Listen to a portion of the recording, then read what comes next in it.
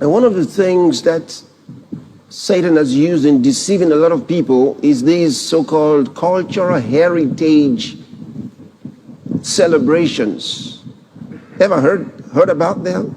These cultural day celebrations, and they're always celebrations of demons. Think about it. Think about it. If we want to locate our culture, how far back should we go? What is the culture? Who gave us the culture that we have decided is the culture of our country or of our people? Who decided where to start the culture? Should we start from the 13th century?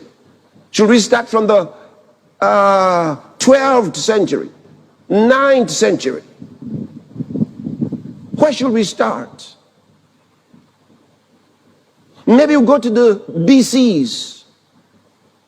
How far back can we go? Where do we decide where the culture begins? And what I find in many of these cities and nations, in places where they're celebrating what they call cultural heritage, that they always pick those things that were transferred to them by demons. Demonic dances, demonic coverings. Because they're often inspired by witch doctors. Remember what I just said? Witch doctors. And go find out in your Bible where, they metamorphosed from witch doctors to native doctors.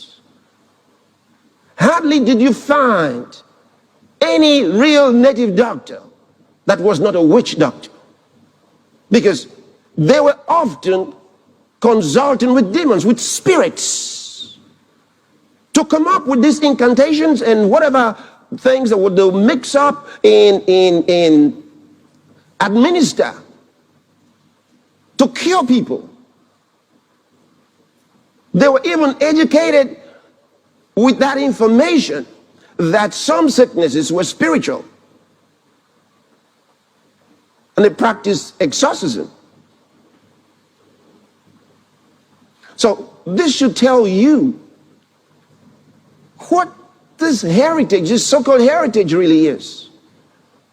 How many of those heritage, cultural heritage celebrations, did they talk about Jesus? Did they talk about Abraham, Isaac, Jacob? Where did they talk about them? Did they talk about Noah and what he preached? Or Job, who was one of the oldest characters presented to us in the Bible? No, they don't celebrate anything like that. They bring in priests and priestesses of shrines. They want to give the impression to the whole world that the culture came somehow from these demonic activities. Of course, they don't present them with the term demons, but we know what they're talking about because we can see the images. Christians are not supposed to be a part of that. We have a different culture. When you were born again,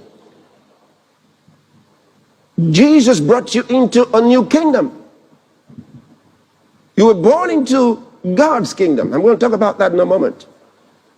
You're not a part of this thing. And the earlier you realize it, the better. You don't belong there. And that's something the devil doesn't like us to talk about. That's why I said you got to look at the symbols. Look at what's going on.